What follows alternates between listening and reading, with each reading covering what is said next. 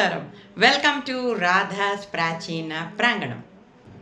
సప్త ఋషులు అనే శీర్షికల భాగంగా మనం కశ్యపుడు గురించి చెప్పుకుంటున్నామండి.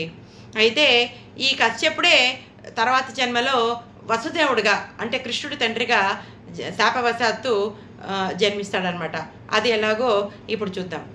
ఈ కశ్యపుడు లోకశాంతి కోసమని యజ్ఞం నిర్వర్తించాలి అనుకుంటాడు. అది వేదకర్మ.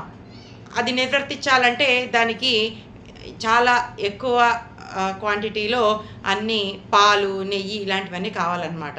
అందుకోసమని వరుణదేవుణ్ణి సహాయం కోరుతాడు.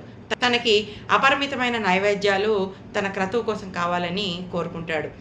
అయితే ఈ వరుణదేవుడు తన శక్తితోటి ఒక పరిమితంగా నైవేద్యాలు సరిపోయేంతగా ఈ పాలు ఇవ్వగలిగేటువంటి ఒక కామధేనువుని తీసుకొచ్చి ఈ కశ్యపుడికి ఇస్తాడు. అయితే ఒక షరతు పెడతాడు. తన యజ్ఞం ముగిసిన తర్వాత ఆ కామధేనువుని తనకి తిరిగి ఇచ్చేవేయాల్సిందని చెప్తాడు.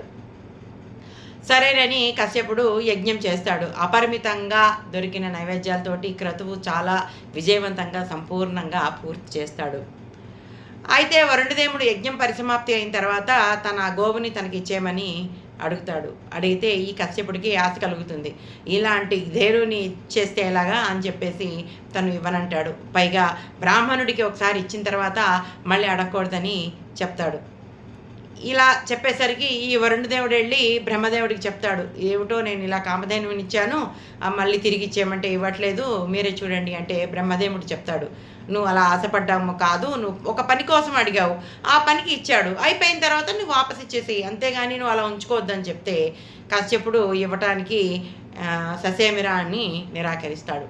బ్రహ్మదేవుడికి కోపం వచ్చి, అయితే నువ్వు వచ్చే సినిమాలో నువ్వు మానవుడిగా పుడతావు అని చెప్పేసి అంటాడు. అప్పుడు కశ్యపుడు బాధపడి బ్రహ్మదేవుడి కాళ్ళ మీద పడితే, సరే అయితే నువ్వు యాదవ కులంలో పుడతావు, అలాగే శ్రీకృష్ణుడికి నువ్వు జన్మనిస్తావు అని చెప్పేసి ఆ శాపాన్నే వరంగా మారుస్తాడు. ఆ విధంగా కశ్యపుడు శ్రీకృష్ణుడి తండ్రి అవుతాడు. అదండి, మరిన్ని విశేషాలతో రేపు మీ ముందరకు వస్తాను. అంతవరకు సెలవు.